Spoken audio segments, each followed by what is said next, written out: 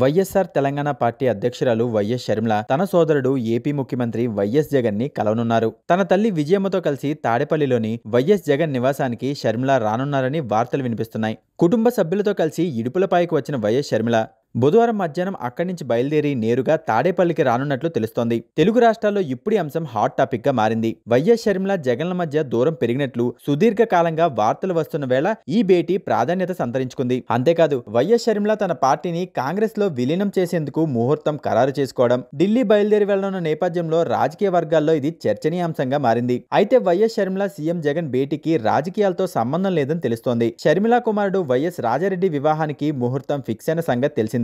ప్రముఖ పారిశ్రామిక కుటుంబానికి చెందిన అట్లూరి ప్రియాను రాజారెడ్డి ప్రేమ వివాహం చేసుకోబోతున్నారు. జనవరి 18న నిశ్చితార్థం, ఫిబ్రవరి 15న వివాహం జరగనున్నాయి. ఈ శుభకార్యాలకు తన సోదరుడు జగన్, వదిన భారతిని స్వయంగా ఆహ్వానించేందుకు వైఎస్ షర్మిల తాడేపల్లికి రానున్నట్లు తెలుస్తోంది.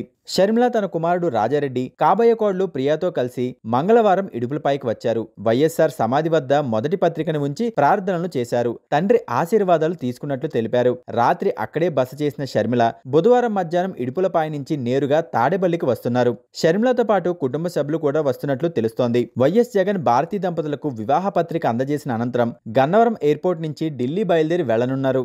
ఢిల్లీ నుంచి పిలుపు వచ్చిందని షర్మిల ఇప్పటికే మీడియాకు వెల్లడించారు. తమ పార్టీని కాంగ్రెస్ లో విలీనం చేసేందుకు నిర్ణయం తీసుకున్నారు. జనవరి 4న ఉదయం 11 గంటలకు సోనియా గాంధీ, మల్లికార్జున ఖార్గే, రాహుల్ గాంధీ, ప్రియాంక గాంధీ ఇతర నేతల సమక్షంలో కాంగ్రెస్ పార్టీలో చేరనున్నారు. ఏపీ కాంగ్రెస్ లో షర్మిలకు కీలక బాధ్యతలు ఇస్తారని ప్రచారం జరుగుతోంది. ఆంధ్రప్రదేశ్ అసెంబ్లీకి కిందటిసారి 2019లో జరిగిన ఎన్నికల్లో వైఎస్ఆర్సీపీ విజయం కోసం షర్మిల కీలక పాత్ర పోషించారు.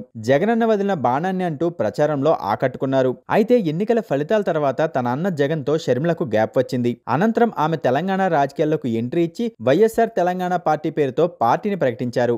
నాటి నుంచి నేటి వరకు వారిద్దరూ నేరుగా కలుసుకున్న సందర్భాలు లేవు. ఆఖరికి వైఎస్ఆర్ జయంతి, వర్ధంతి రోజున కూడా ఇడుపులపాయలో వేర్వేరు సమయాల్లో నివాళులర్పించడం హాట్ టాపిక్ అయింది. ఇలాంటి పరిస్థితుల నేపథ్యంలో షర్మిల జగన్ భేటీ కాబోతుండటంతో సర్వత్రా ఆసక్తి నెలకొంది.